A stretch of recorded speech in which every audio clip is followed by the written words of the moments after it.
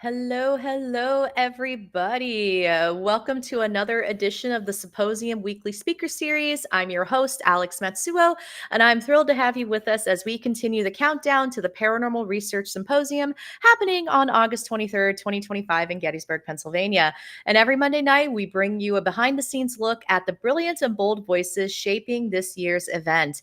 And tonight, we are diving into two fascinating corners of the paranormal. We have Pat Bussard O'Keefe, who is a descendant of Appalachian granny women, an author, photographer, psychic, trance medium, and host of Pat O'Keefe's World of Curiosities. She'll be sharing insights from her workshop presentation on astral projection and otherworldly contact, exploring how out of body experiences can open doors to the unseen. And we also have Ron Yacovetti, a six-time author, SPR member. Hey, me too. And Afterlife researcher, and he will introduce his thought-provoking Flint stone tape theory, a philosophical reimagining of the stone tape theory that challenges how we think about hauntings, memory, and consciousness itself. A huge thank you to our sponsors for making this series and the symposium possible. Ghostly Images of Gettysburg, Ghosted Magazine. I got my whole image that I made that I need to put up here. There it is. So we have Ghostly Images of Gettysburg, Ghosted Magazine, Gold Dust Publishing, Lauren Hunt's, and Boo Sisters Podcast. So thank you to these wonderful sponsors for believing in our event and, giving us some money to help make it happen. Also, tickets are still available. Now, believe it or not, we only have like 30 something tickets left to the symposium. I'm blown away. So, there's a high probability that we might sell out. So, tickets are on sale now. Go to associationofparanormalstudy.com. And we also have symposium merch. I don't have a picture of it up right now, but we do have merch now. So, there will be merch on sale at the event too. And I love that John Michael has left a comment in the chat because, friends, this is an interactive show. So if you leave a comment, a question for our guests this evening, I will put it up on screen and you can get your 5 seconds of fame. So, oh, hey, John Michael, that's, I'll go ahead and reply to that. But yeah, so that's all for right now. Let's go ahead and welcome Pat and Ron to the stream as soon as Restream cooperates with me. There we go. We got one and we got two. There we go. Hello, hello. Hello, Miss Alex. Hello, Pat. Hello. How are Thank you you for two doing having this us. evening? Good. We're Thanks good. for being Yes, here. and thank you for having us. It's an honor to be It part of is. this yet again. And when I saw the panel of the speakers that are part of this event, including yourself and Pat, even more honored. It just keeps getting better. So I'm very humbled and appreciative to be a part of this. So thank you. Oh, thank you. Yeah, so Ditto. Pat He and said Ron it are beautifully. actually, yes. Yes, agreed. Yeah, no, and I was just about to say, Pat and Ron have been speakers at the symposium before, so this is going to be your second year in a row, which is amazing. So I guess that actually leads me into my first question for the two of you. Why did you apply for the symposium again this year? Which means everyone last year was not a hot mess. So why did you apply again for this year? Personally, for me, it's very unique. The research symposium. I actually worked in higher education. That was my job back when I was doing the Muggle job, and so to be able to do research into an area and be able to present it is exciting for me. Yeah. Nice. For me, I thought what you were doing last year, just conceptually, was a great idea to not platform an event off of celebrity TikTok and followers and all that stuff, but on an attempt at an academic approach, an attempt at doing something that was more profound and meaningful. So I loved that. Then I saw the execution of it, and for people who may not know you, typical in Alex Matsuo fashion, everything was done to the nines with integrity. It was run well. People were treated well. People who spoke were pleased with how it ran. At least from my experience, I heard no complaints. I certainly didn't have any. So I was going, what? How do I get back into this thing? What do I submit? And then Lourdes Gonzalez, my girlfriend, reminded me of something that I had written that was an academic essay. She goes, why don't you use that? And I was like, all right then. I'm going to submit it. And I was super happy and thrilled, like I said, that it worked and it got me here. And I hope that this continues to grow. And I think with the panel that you have, including I know John Michael's here and Lauren, and it's a stellar panel of people that are speaking at this thing. So I'm tremendously humbled to be included in this group. Yeah, I will say, last year, for our first event, it didn't go too badly. It actually went pretty smooth, but I've also been doing the convention and event circuit from behind the scenes for years. So it kind of took everything that I really liked from each one and implemented it into that. So that means a lot that it resulted in a good experience for you and other speakers. Speaking of John Michael, he's like, I got my 5 seconds of fame. Let's see. And then Ron, you got some love in the chat from Morgan. She's awesome.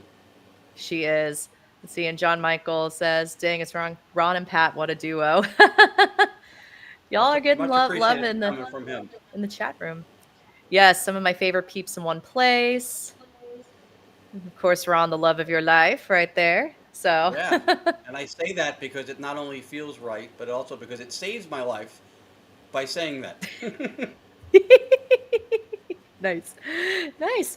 Yeah, so we'll go ahead and get down to business. So I have questions for the both of you, and then I also have questions for each of you individually to talk about, your work and whatnot. So here's a question for both of you.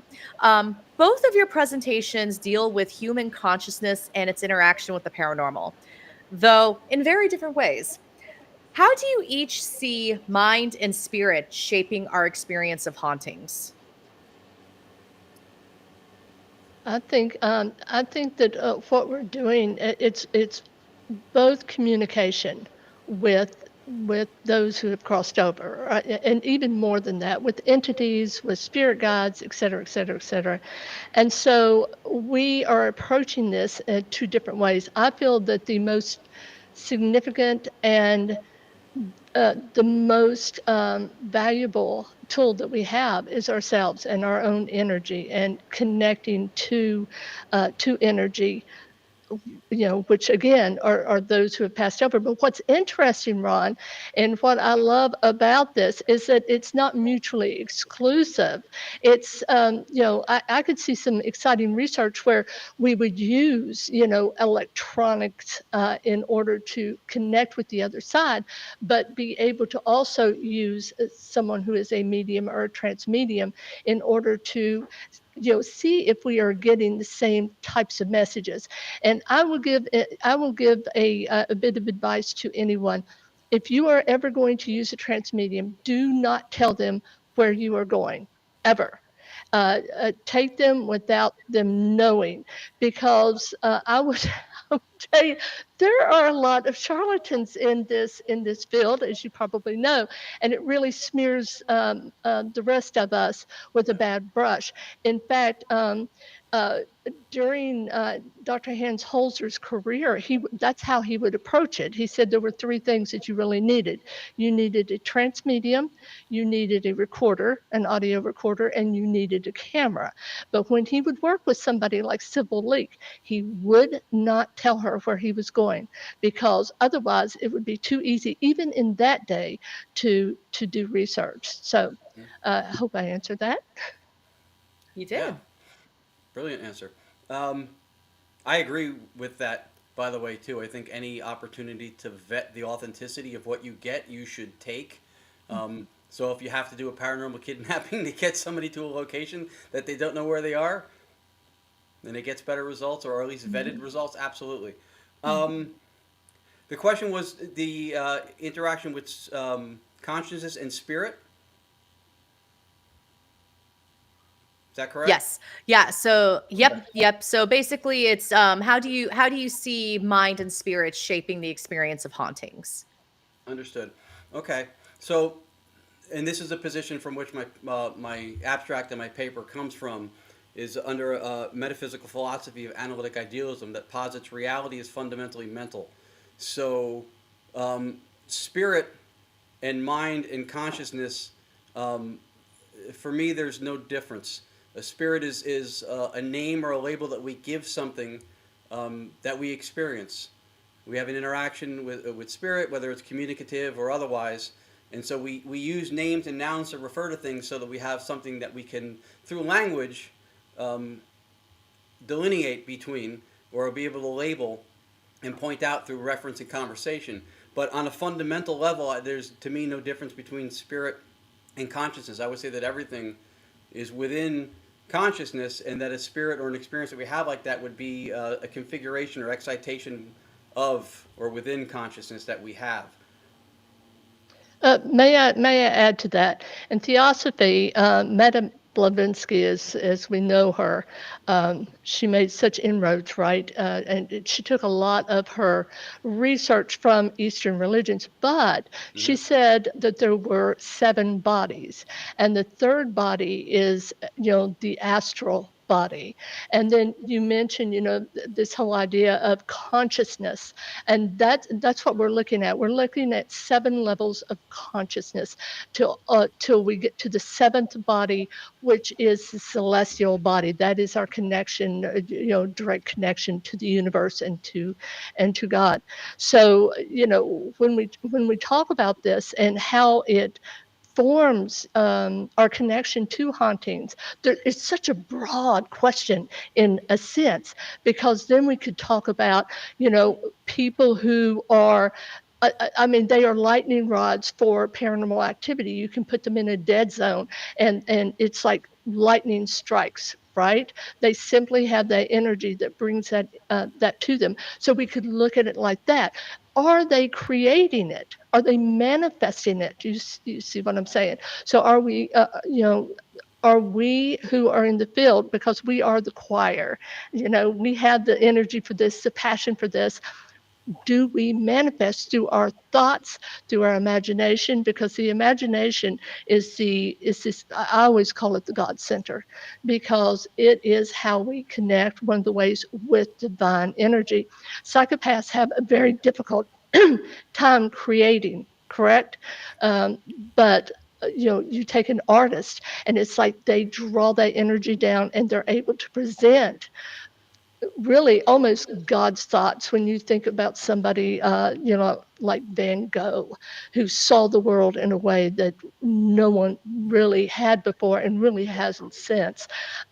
So yes, it could open up such a chasm that we need to fill. And that's what I love about the paranormal. We don't have all the answers. It's not boring. Yeah. Agreed. Agreed. Beautiful. Beautiful. Love it. All right, Ron, this next question is for you. Sure. So your paper takes a sharp and witty look, may I say, at the stone tape theory. Can you give us the elevator pitch for your or for your Flintstone tape theory paper and Sure. presentation? Sure. I have a background as a satirist, so that's probably where that element of it comes from. I did it because at one point in the past, Sam Baltrusis asked me to answer a couple questions for one of his books, and one of it was on stone tape. And I began to type an answer in the way that I would always have, with the same explanation that's been handed down through epistemic dependency in the field for decades. And when I did so, I stopped. I went, wait a minute, it's not coherent. So I call it the Flintstone tape theory because of the way we currently explain stone tape, which shares a foundation for both psychometry and residual hauntings. The way we explain those is, in essence, cartoonish in nature. It asks us to disband with what we know of laws of physics in the same way when you watch a cartoon and a piano lands on a character's head and they compartmentalize up and then they blow out like an accordion and then walk it off.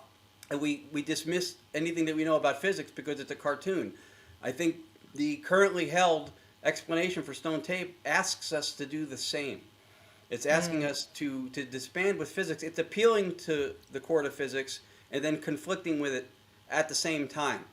Now, this is not to say that I don't believe in the experiences. What we call psychometry, stone tape, and residual, I believe that those things happen. But I think what happens is with stone tape that we appeal to the court of physics, and then when it becomes uncomfortable, we get off the road and we sway into like mysticism or magic or something because of the explanation falls apart. It's empirically inadequate as it currently goes. I can get into detail with that if you'd like me to. But that's essentially where the name of it comes from. I think the experience happens, but I think the metaphysical position, which is the predominant worldview of physicalism or materialism, that's the view within which, that's the metaphysics within which that explanation is posited and has any possible merit. But that metaphysics itself um, runs into problems with the hard problem of consciousness. Physicalism or materialism um, says that mind and matter, like a Cartesian dualism, are two incommensurable separate things, and then it tries to explain mind in terms of matter by saying the brain is creating consciousness. So that's internally incoherent. It contradicts Mm-hmm. itself. So, in the idea of stone tape, I do think that when mediums walk into a place, whether they touch something or sense felt experience, I do believe they're picking up on it. I've seen them do it remarkably accurate. But I don't Yes. think that it's coherent to say that something happened, somebody was beaten or killed, and they volitionally exuded despair or a sense of love for their family, and then that somehow was stored in the Victorian crown molding to be released years later arbitrarily for reasons no one has ever explained since Lethbridge called it place memory. No one has ever explained the play button. But Mm-hmm. somehow these things are stored, and then somebody comes in and senses them and picks up on them. And again, in mediumship, I've seen it done quite accurately. The problem with that is that once you say that there is a duality of mind and matter, and you have physical things retaining experiential states, you have to be able to show that, because now you're appealing to the court of physics. You're saying this piece of wood that has a molecular structure you can look at is storing the feelings of despair when somebody was killed there. Now, unless Mm-hmm. you accept this as an appeal to magic, you have to then at a molecular level show a discrete boundary between the despair and the molecular makeup of the wood. If you can't show that, Mm-hmm. then it's an appeal to magic. Now, even if you grant that, in time, due to, per the second law of thermodynamics and entropy, working as a natural eraser, everything that was stored, should something have been stored there, would eventually be gone. And at varying rates of speed, depending on obviously things that have to do with thermal and different aspects environmentally that could affect it. But ultimately, it would have no long held permanent position. Under idealism, which is in league with quantum field theory and quantum mechanics, which says that physicality is a result of observation and measurement. Right? Things don't have physical parameters that reveal themselves when we observe. They are the result of observation and measurement. We know that for at least 50 years. So under that idea, which is in league with this, the house under idealism is a mental processes. It is physical in as much as it's represented to us on our wall of perception through our sensory input. So now you have the house, which appears physical but is fundamentally mental. And then you have an emotional state of somebody who was murdered or killed there. And now you have an emotional state that's intermingling with a mental state. And then now you no longer have a conflict with science. Because do we see that happen in life? We see it every day. Our thoughts Mm-hmm. and emotions intermingle and influence each other all the time. So now you have an explanation that will allow for stone tape psychometry and what we call residual that is not appealing to the court of physics and then violating it. Whew. That's good. Wow. Ron, that was fantastic. Pat, I saw it looked like you were writing down some things and you had some thoughts. Yeah. Well, obviously, I'm not a physicist, but I will tell you from my perspective and what I do, it's not the walls of the say the institution. If you're at say an Albany sanatorium, it's the energy that was imbued within that area. There are reports of hauntings that occur even when the building is gone. Right, so it's like, and I have no idea. This is something that, and I love science because the more that we learn, the more that we realize that it's not magic, but something is happening. There's patterns, and right now we cannot replicate studies, unfortunately, and have the same results. We know that, right? And that's extremely important in the scientific method, right, John? But anyway, so what we have to do is really look at patterns, I think. right now until we can move and have the science to be able to measure, because measurement is so extremely important in science. You want to be able to measure, and if you cannot measure, then we're going to be doing a lot of interviews, aren't we? We're going to go to the softer science, so to speak. So I really see what we're doing in the paranormal is both soft science and also hard science. And in between the rock and the hard place are people like myself, okay? It's energy. It's you can feel when you can walk in and sometimes actually see what's happened there, right?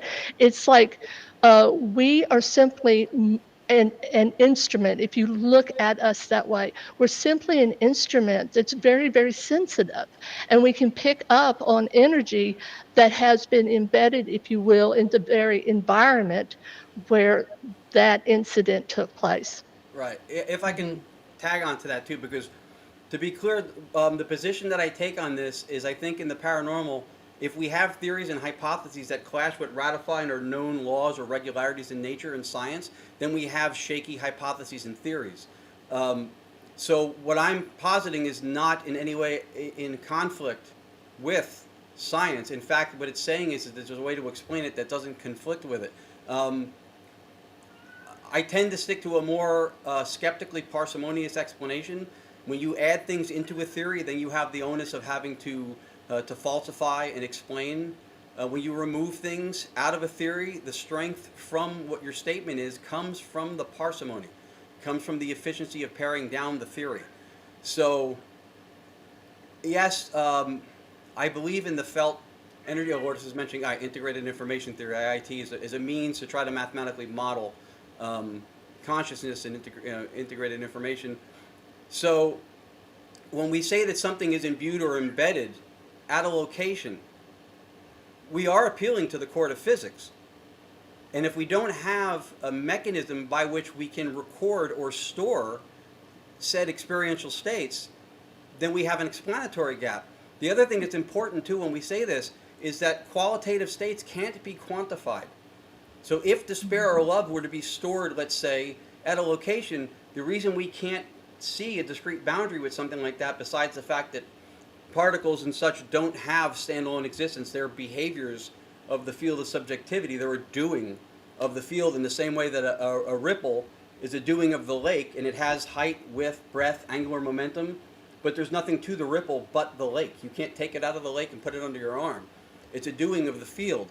So these behaviors or these experiences, I think, are doings of the field. And again, I believe the experiences happen. But if we say that something physical, separate from mind or matter, is holding a qualitative or an emotional state, then I think in respect of science, we owe some kind of at least a posited or postulated guess as to how that could be happening. And the reason we can't do that is because we can't quantify qualitative states. What is Well, the length of my love? How much and do my thoughts weigh? well, that's my point. We're back to that. You see what I'm saying? The inability to quantify experiences. All we can do is, like you said, do qualitative research. So you're doing a lot of interviews, and there's nothing wrong with that. There are people getting PhDs with qualitative data, right? And another thing you mentioned that I thought was interesting, you said that, if it were held within like say the environment in some way, it's something we haven't discovered, then there would come a time when it would dissipate, it would no longer be there. And when you think about it, that happens all the time. You go into a very haunted place, say old South Pittsburgh Hospital, okay? There are reports of interactions with spirits that in the early days that are no longer being reported, and we know it could be because someone decided to go into the light. It could be simply that energy, if it wasn't a sentient, what I consider a sentient spirit or consciousness, it simply dissipated, which makes sense if once again we are talking about energy. How long can energy be held within a framework, whatever that framework is? Right. I'm look, I'm loving, and John, I love science. It's just what some people bring it out to beat up on people like myself, and it without provocation, so to speak. Let's put it that way. But yeah, there are some very good people that just have the ability. You mentioned psychometry. You can pick up something and put it in your hand. Now, this is when I really feel it is imbued in something because it's small. You carry it with you. It's with you a lot. I've had old pictures, and someone would ask about something, and you would just get image. I get images, I see things, but I also astral project, and that's my subject. So, anyway, but Ron, I love what you're doing. You got a passion, and you're very knowledgeable. It's a pleasure talking with you. No, Yeah. likewise too. Yeah, we're in agreement. We're in agreement again. I'm not in a position of debunkery. I'm not saying these things don't happen.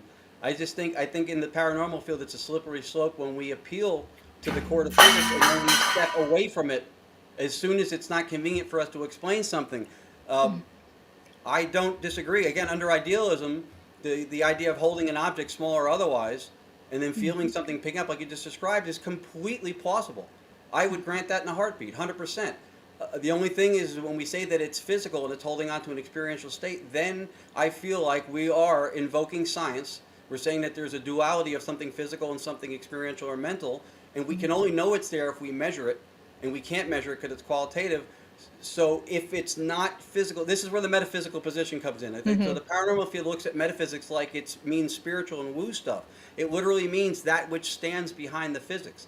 Yes. Science will tell us what nature and reality does. It models and predicts behaviors through experimentation. It doesn't Right. tell us what nature or reality is.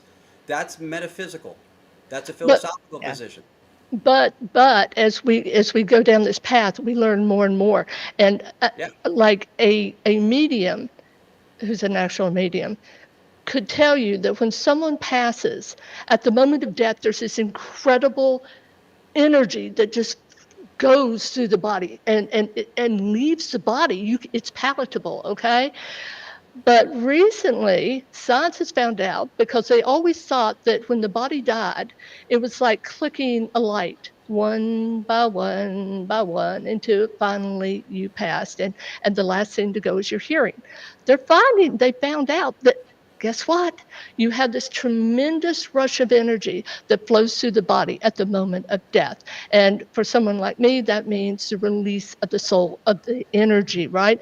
And you mentioned the law of entropy. Okay, first law of entropy, you cannot create nor destroy energy. You can only transmutate it. Right. To me, when that energy is released, it is simply we have went from the corporeal, and now we are transmutating into the spirit. That's simple. But I love science, because the more that they go along this path, the more they actually prove um, much of what serious practitioners know about this. And I want to mention one more thing.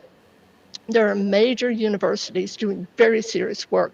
University of Edinburgh is, they've got the Sophia project, which is fabulous, which, they were focusing just on mediumship, and now they're opening it through Sophia to many other, I believe it's Sophia is what they call it. And then, of course, the University of Virginia, right down the road, they have their Department of Perceptual Studies, and right now they're doing, and this is part of my research too, they are doing research on past lives, and a very substantial study. So, I mean, science is full steam ahead. I love this, and yeah, like science. Yeah. This is wonderful. Gosh, I love this dialogue. And Lourdes actually said something I was about to say. We're speaking close to the same language, but Yeah. using different words to describe it. So Yes. yeah. Yeah. Hmm. Another Uh, yeah, and another reason why I love the symposium, because it brings, people like you two together. Um yeah, so absolutely. I think, yeah, there is some more yeah. agreement happening than we think. Yeah. I think she's right. Um Hmm. Yep. Cool. So, Pat, I have a question for you because you've mentioned astral projection a couple times. And for Mhm, those of our viewers who may not know, so your workshop is exploring astral projection for mhm, otherworldly contact. mhm. For those new to the concept, how do you define astral projection versus a spontaneous out of body experience? Okay, actually, you know how researchers are. Some of them say an OBE, out of body experience, is different from astral projection. Astral projection is the willful, knowledgeable leaving of the body, okay? And then the OBE is like you're either pushed out of your body, like you've had an accident, okay? But however it happens accidentally. So those are the two big differences, but it's really the same thing. The basic definition is that your soul, whatever consciousness you have, is now separated and yet still connected to the body as it explores the universe. Now, for someone like me, I'm an astral projector. uh, I will sometimes land. I mean, it's like everybody thinks it's just like going someplace in the now, but people who can astral project can actually go anytime, anywhere, right? To the Akashic Records, Hall of Records, if you want to go there. Um, I had a person once, it was so interesting, and I knew nothing about Osama bin Laden, but she wanted to know how he died, what went on. And so I was able to see it, and I mean, she has a PhD. That was actually her dissertation was on him. And when I told her, she said, "That's exactly what happened." I mean, I saw people in the room. It that's astral projection. Yes, John. That's what I'm saying. It's a rock and a hard place. But yeah, I've signed up, and for a study at the University of Virginia's Department of Perceptual Studies. I mean, if you really have a gift, then you should be willing to have science explore it. Hmm. Agreed. Um, Yeah, John Sable, not John Michael, but John Sable left a really interesting comment, and it did get cut off, and I want to surface. There is the media of object use within the lives of all those who have used the object. This is sticky residue and resonant after effects that extend a media object off of itself into the broader scene of its subsequent handlers. This becomes encounters as use that across bodies and remains. These are archaeological artifacts with histories of use. This is what Jesse Parika calls a performity of remains. So, Yeah, I love that, John.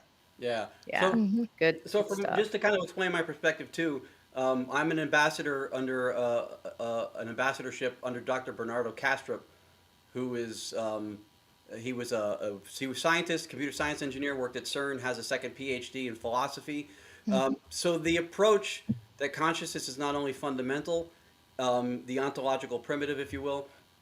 He also takes a very skeptically parsimonious approach. If you can, in fewer theoretical steps, explain something, then why build into extra things that you don't need to explain it? Um, and just because you can't prove something doesn't mean it's false, and just because you Right. can't disprove it doesn't mean that it's true. We have this binary, bivalent outlook, per what the law of excluded middle, that something's either true or false, but it can't be neither or both. Um, I would disagree with that, and I think in instances like that explanation, that's all possible. Um, so the rigorous outlook from an idealist perspective that we take is, do we have any reason to lean into it? Not that it's not possible, right? But you could say that instead of everything in the cosmos, like gravitational forces and lensing and stuff, and everything that has to do with planets and how they move, you could say that really all that stuff happens because there's a giant flying spaghetti monster who's moving and spinning the planets with his noodly appendages. And you can't prove that it's not true. So the Yeah. question is, do we have any reason to lean into it? So when I come at an explanation for something, I'm not debunking it. Anything, Hmm. astral travel, all this, I believe that those experiences absolutely happen. If somebody told Pat she didn't experience that, I would tell them they were wrong, because she knows what she experienced. The explanations that I would try to put forth for stuff are more skeptically parsimonious. They are fewer theoretical steps. If I can explain it through consciousness and fewer steps without inventing or invoking things that are dimensional portals and other things, then that's the approach that I'll take. But that's the Well, only difference, I think, in the approach of it. well, let me mention too that astral projection, is now called remote viewing because it was militarized. If the U.S. government had not thought that there was something to this, if evidence had not been presented, there would not have been a black ops budget for Stargate. It just would Absolutely. not have happened. Correct? 100%. 100%. We are more than just this body that we reside in. And I love your talking about Castro and the fact, I believe that was his name, Yeah, and the Bernardo fact that Castro. yes, simplification, simplification.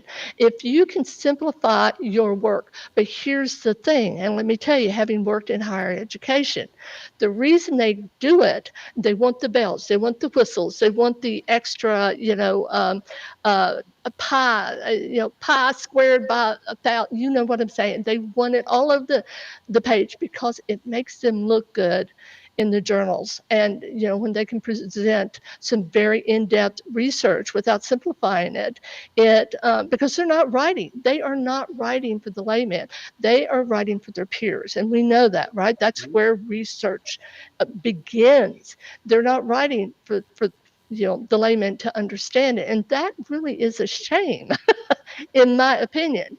um, Yeah. it almost cuts off the layman from participating in or reading deeper into studies, unfortunately. Yeah. Yeah. Yeah. Wonderful. All right. Nice. So, Pat, one more question for you because you do integrate something really interesting um, into your workshop, and that's hypnosis and guided relaxation. How does this support astral travel or help participate or bleh, or help? This is going great. Help participants across access the experience safely. Right. Well, what I'm going to do in the workshop is we are going to do a hypnosis session, and what that is going to focus on is actually opening the mind to the possibility of this, right? So that maybe if you're not as open to a experience, it will open the mind, and also, I mean. I hate to say this, but shamanic paths all around the world use. I mean, the Vikings use mushrooms. We've got ayahuasca in South America. We got peyote out west. It's all over the world, wherever you go, Hmm. and that is to open the mind. This is simply another way to do that. And then what we're going to do is, once that mind is open and accepting, we're going to do a guided meditation while still under light trance. All it takes is very light trance. So just a comfortable state. And then what we're going to do is a guided, if you will, astral projection to a specific place. Then we're going to come back. We're going to talk about what we may have seen or heard, felt, tasted. I have been places where I actually feel things, right? You can actually feel it, and everyone's experiences are different. So we're going to talk about that. Then we're going to finish with a survey, and that survey is what we're going to use for that, and obviously the qualitative stuff we're picking up for the article that we'll be writing for the Nice. symposium.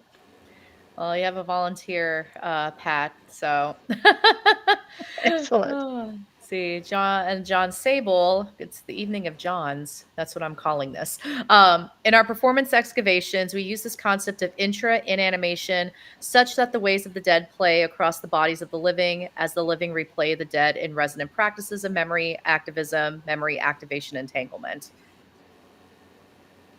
Well, one of the things, John, and we know this too, we do have genetic memory. And that's why we have, if we see something that we don't understand or recognize, that's why we have pareidolia, correct? It's Hmm. genetic. It's the way we survive. And, we are doing the same type of patterns in certain ways that our ancestors did, 5, 6, 100 generations back. Yeah. I Yeah. love the mention of the hallucinogens, ayahuasca, DMT. Dr. Kasserman had done extensive research at a point in time with psilocybin.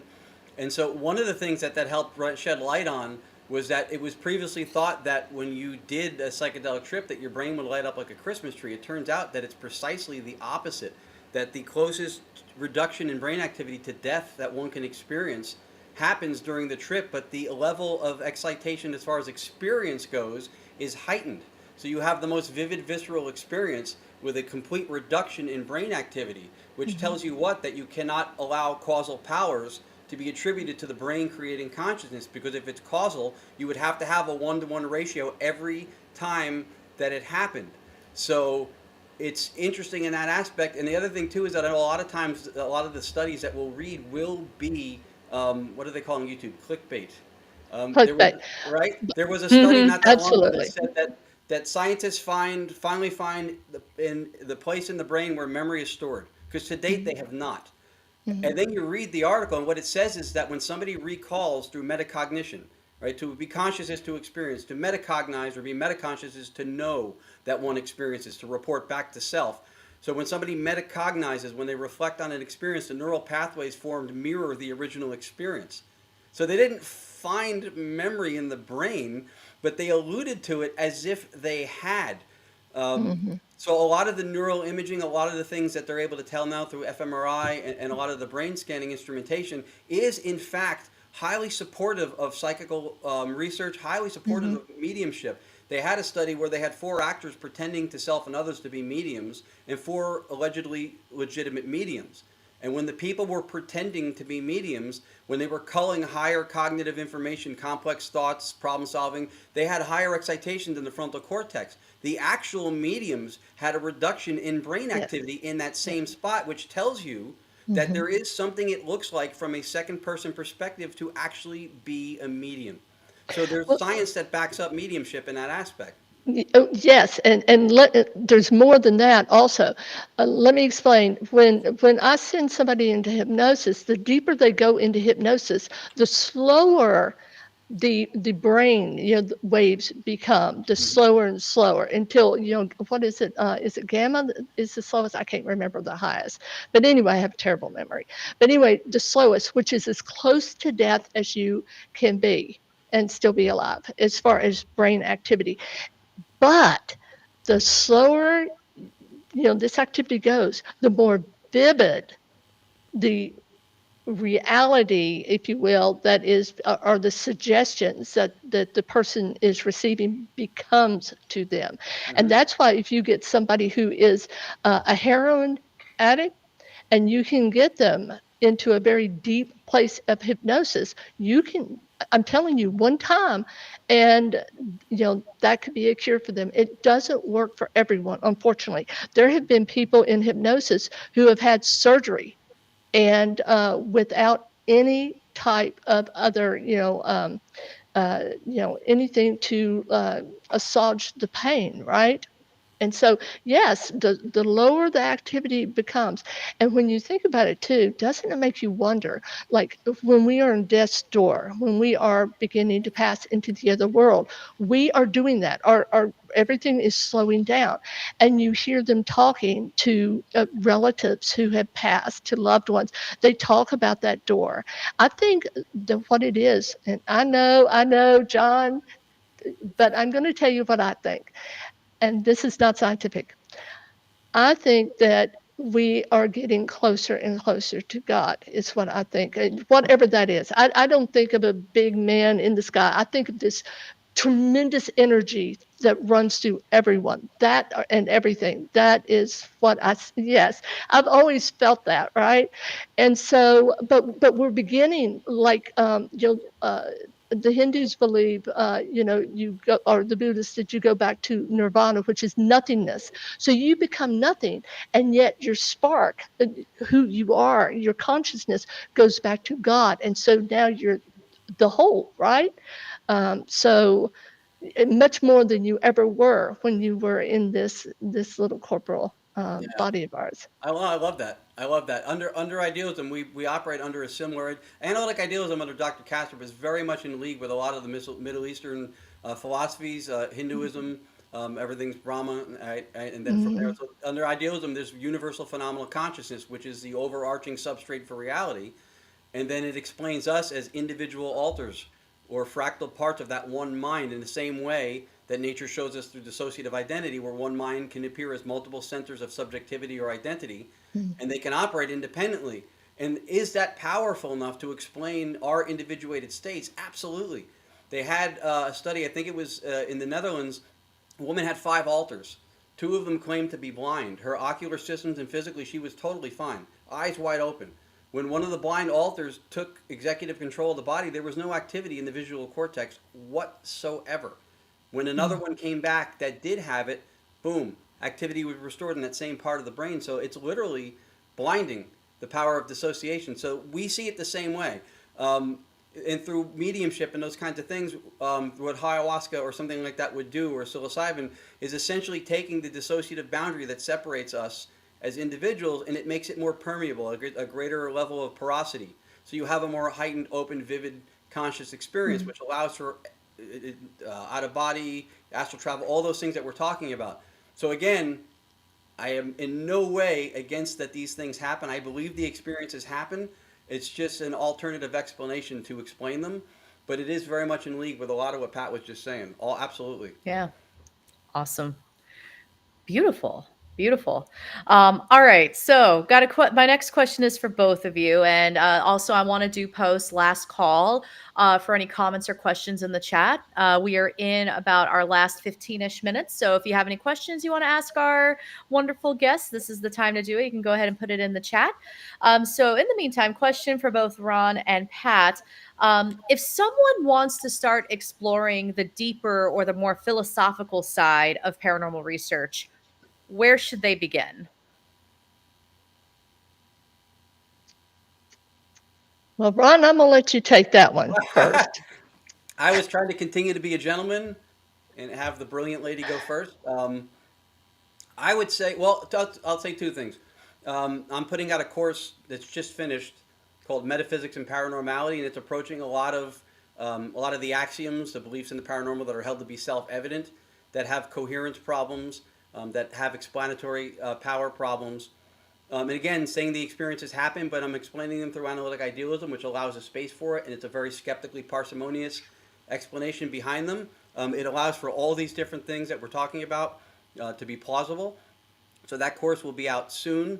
Um, Highly recommend if anybody gets a chance to look at Dr. Bernardo Kastrup's work. It's changed our game entirely, um, and he's a very rare progressive thinker for our time because he has a background as an unthinking materialist. He came from a physicalist where there's a world out there exhaustively explained in numbers and that consciousness is created by your brain and your head. He came from that metaphysical position, and then made a shift when he got to a point when he was building early AI, and then he started to think this gets really intelligent. Can it become conscious? And he could not figure out a way for that to be possible. And in fact, that's a whole other can of worms. But um, the idea of We conscious should AI, chat, I think, Ron. is a culturally manufactured plausibility. It's really not empirically grounded in anything. But sci-fi and fantasy has made it seem like it's plausible that that will happen.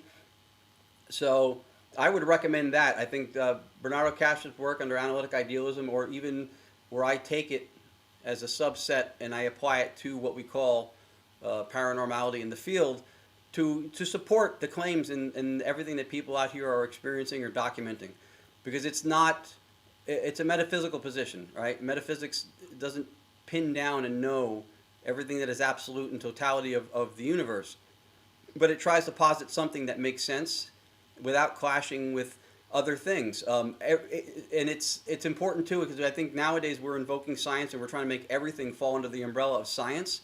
And I think with that come unexamined assumptions. Science is not the only epistemology, the only pathway to knowledge. It's not the last word either. It's a very important tool, right? You can always hammer a nail in with the butt end of a screwdriver, but wouldn't it be better to use the hammer? So if there are some things that should not be pushed under the umbrella of science, because when we do that, we weaken it. One of the things that gives any pathway to knowledge its strength is its constraints, its restrictions, what it can't reach, what it can't speak to. So then if you commerce or move outside of those restrictions, you know you're not doing science. So Right. I think that all the different areas of philosophy, theology, spirituality. So the worst thing to happen to spirituality is the word spirituality, because now people think it's a fundamental category outside of reality, and it's not. It's also highly important to what it is we do. And I think it's important that this stuff continues, the work we do continues. Um, Consciousness, I think, is at the foundation of this stuff, and that is probably the one thing science has neglected the most, which is the first person perspective of consciousness. Nice. All right. Um, That. well, I tell you, I think fantasy gets and magic get a really bad rap. And let me tell you why.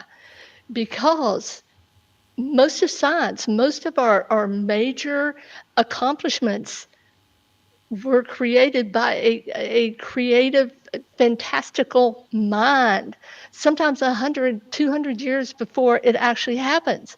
But it's like once that thought is put into the air, so to speak, once it's put onto paper, once it's put onto canvas, then it becomes you see a pattern of people. In fact, who was it that said that if I can see further than others, it is because I've stood upon the shoulders of giants. All right.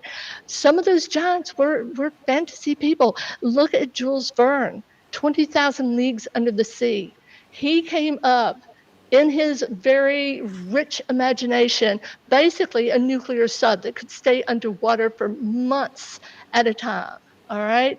And then also, didn't he write To the Moon? Or I might have the title wrong, but where we land on the moon, right? I Mhm. mean, so magic, people get magic wrong. When they hear magic, they think somebody's whipping out a wand and, we expect it to happen. Magic is planting a seed and seeing an oak grow, and the person that planted that seed knew they weren't going to be there to see that oak, but they planted that seed anyway, right? We need the magicians. We need the people who have that beautiful mind that can create realities that do not exist yet, right? What do you think? And love him or hate him, people responded in the early days to Elon Musk because he saw outside of the box, right? He wasn't boring. He said, we have to get off planet Earth. It's not going to happen for millions of years, but when that happens, we need to be ready to go, because if we do not repopulate somewhere else, humanity will die. You see what I'm saying? I mean, what I'm saying is, it gets a bad rap. Now, what would I suggest? Because I'm on the other side. I'm in what people call woo woo. All right. I would suggest that number one, they keep a diary of all of their experiences and see if there's patterns. Again, we're back to patterns, just like with regular science, right? Look at patterns. If you're hearing voices, or I mean, I had a friend. She was actually a vice president of institutional advancement for a college, and she called me in. She said, "Pat, I'm having nightmares." And I said, "What are you having nightmares about?" She said, "I keep seeing the twin towers going down." Now, this is a woman who is extremely religious, extremely. I mean, we're talking Pentecostal, okay? And it was about probably 6 months later, and that's when 9/11 happened. So it's hard to get your mind around sometimes when all you think is in a scientific mind. Like, why did that man get off the Titanic? With his passage paid. Why did he get off? My sister was supposed to be on an airplane. She was in the military, and to this day, it is still the largest loss of life, military in a non-combat situation. She was supposed to be in a seat that her friend took instead, right? Because all of a sudden she said, "Pat, I knew if I got on that plane, I was going to die." And she said, "It never occurred to me that anyone else would get hurt." How do we quantify this other than take stories, notice patterns, and until the day comes when we have the power of the divine, some of this is not going to be sorted out. It's just not going to be. So notice patterns. Are you hearing voices? Are you seeing things? Do you have the gift of psychometry? Pick something up and see if you get messages from it. Can you walk into an old building and pick up on those impressions? What is your gift? There's so many. There's literally like over 100 when you start looking at it. I mean, we've got power, people who can uh, look at fire and actually, supposedly, I don't know, I've never seen it, but supposedly be able to move that fire back and forth. I have no idea. But there's so many different ones. So yeah, find out what your gift is. Then back to that, right? Read everything you can. Read about science. I'm not a scientist, but if I see an article that fascinates me, oh, and I will tell you one thing I do love is psychology. I read Psychology Today. In fact, there was an article a few years ago that said, "Are psychics the new counselors?" Mm, So, I think I've yeah, I seen that know. one. Yeah. Yeah, yeah. But to know the human mind, because that is there is nothing more powerful than the human mind. It is so complex.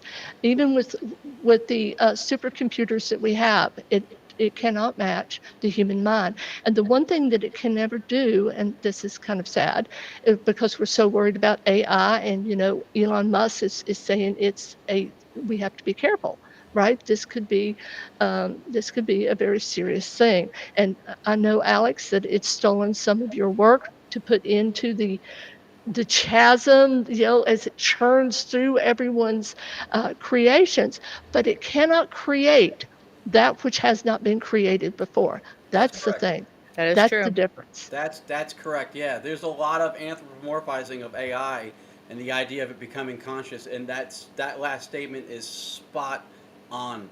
For some reason, even though mannequins are anatomically mirrors of people, we don't have a fear of them having some kind of an uprising.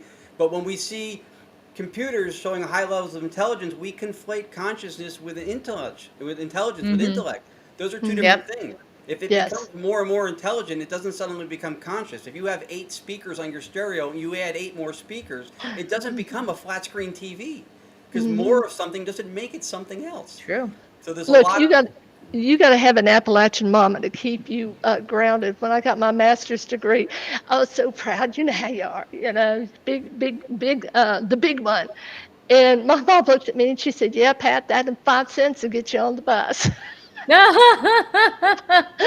In other words, just stay grounded, no Yeah, matter who you are. agreed. Yeah.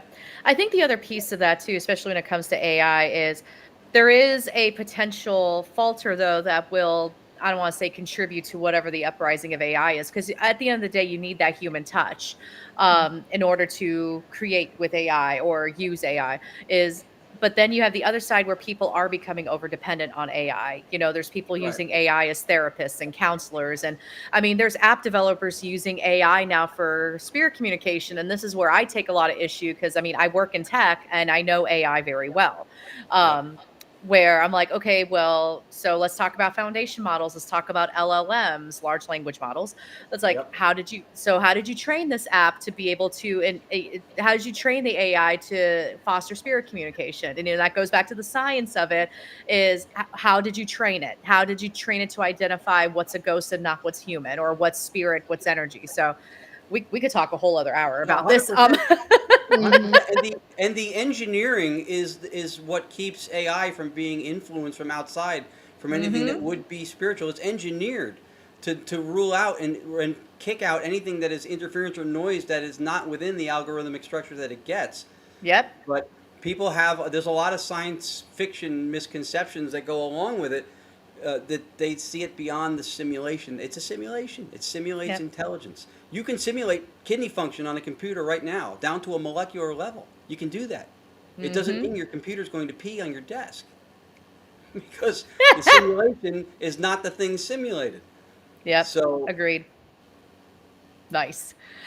All right. Well, we are coming down to that time. So before I let you both go for the evening, what are you most excited to share with the attendees for the symposium?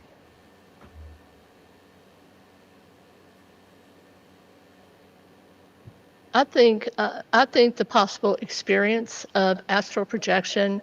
I'm excited to share simply what it is, because there are so many people. I mean, the data says basically 10%, but when you dig deeper, there are other studies that are saying from 8 to 20% of people in America have had an experience, an out of body or a astral projection experience. So we have all these people who are having these experiences, and they don't know what to do. It's very, very scary when you feel your body or your soul lifting off from your body. It's a very scary thing, and to have had these experiences, and so to be able to share what this is, what you can expect, how to protect yourself if you are out in the ether, as we call it. So all of it. I'm passionate about it. I'm excited to share it. So I'm sorry I'd have to go across and say everything. Nice. That's awesome. Wonderful. I love that. No one will ever forget having a good experience. So I think that was beautifully said. I'm looking forward to sharing my time, and then hopefully provoking thought. For Lourdes and I both, since we've been speaking on analytic idealism and ITC, and we do, for those who don't know, we do have a background in spirit communication. So I have had one foot close to the area of woo for a while with communicating with spirit and doing it through white noise in a way that's different from the ghost box. So I'm encouraged about provoking thought, because I think that today, in his quest for validity and a quest for authenticity and support, that we're invoking science. I think we're looking at science like it's a neo-priesthood of our time. And again, it is vastly important, but it is not the only avenue to knowledge. In an age of new toys, sure. But in an age of an enlightenment or an insightful life, I would say it's not the most productive path. So I'm hoping to, in sharing time, provoke thought and let people look at stuff like what Pat's talking about. Let people look at stuff like theology, spirituality, and different practices and things that are involved, and then find maybe what works with them, what resonates with them. But that if they are going to invoke science, to take the extra step to make sure that you're not conflicting with it theoretically immediately after you've invoked it. Because it's not just cool to bring it into the theory or to use it if you're going to violate it. It has its role and it has its place. So I'm hoping to, like I said, maybe spark some thought and get people to think. I am in no way having figured everything or anything out. I'm just, my thought process has been provoked, and I'm hoping to be able to pass that along to other people in time. So thank you, Alex, for the opportunity to once again be able to do that in a forum like this with people like yourself, Pat, and the others, John Michael, who are going to be there. So that's very valuable to me. Of course. And I Well, thank you. just want to thank you again, Alex, for having me at the symposium. And, this was delightful tonight. It was wonderful meeting you. And John, I really like you. I want you to know that. John and I, John, did he tell you we met at Con Carolinas? So Oh, yeah, yeah, yeah. it was a delight to meet him, and I'm looking forward to listening to his presentation. Yeah, he's And great. Yeah. yours. I got to talk to him at New Jersey Power Unity last year. He's a brilliant guy, brilliant Mm. man. Very Yep, smart. it was very fun talking to him too. So yeah, that's going to be cool to see him there too. Yeah. Well, awesome. I mean, I appreciate both of you, like, one applying to be part of the symposium again. And, I read both of your papers, and, both, like, they were both like brilliant. So, which is, why you're coming back. But yeah, no, I'm really looking forward to this year's symposium. And I was really surprised by the level of talent that applied this year too. It was like, oh, y'all want to come to my little old event in Gettysburg? Okay. So it's been really awesome to, like, talking to everybody leading up to the symposium, reading, the abstracts, and some have already done their papers. And then, I will get the journal out for the 2024 symposium. That will be happening. And yeah, no, I'm just really thrilled that both of you are coming back. So yeah, it's gonna be great this year. It's gonna be so good. So, Happy to be um, there. all right. So last call to action, Ron and Pat, where can people find you if they want to reach out to you? Uh, right there. Pat-O'Keefe.com, or you can get a hold of me on Gmail at hauntedphotographer. gmail.com. Cool. Perfect. And for myself, probably the best place that has links to everything would be our website that Lourdes and I use, which is gonyacparanormal.com. It's GONYAC, gonyacparanormal.com. It's her name, Ah, Priscilla's, and my last yeah. name, Yacovetti. I've been asked, why not your name first? Because Yak sounds like a bug repellent, and nobody wants that. So we went with Gonyak. Um, so gonyacparanormal.com, and then the link to my course that's out, just coming out, is there. And there's papers and videos and such like that with some of the ITC stuff that we've done.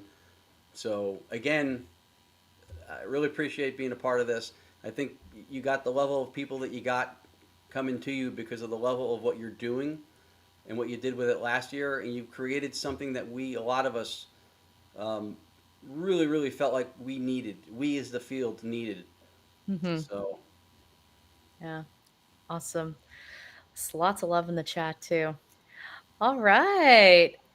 Well, I'm going to go ahead and let you two go for the evening. I'm going to do a little closing bit. And yeah, once again, I keep trying to close that. There we go.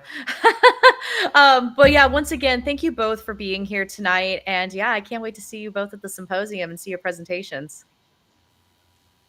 Can't thank you wait to again. be there. Thank you. All right. All right, bye y'all. Okay, awesome. Whew, that was such a good conversation. This is why I love doing the symposium.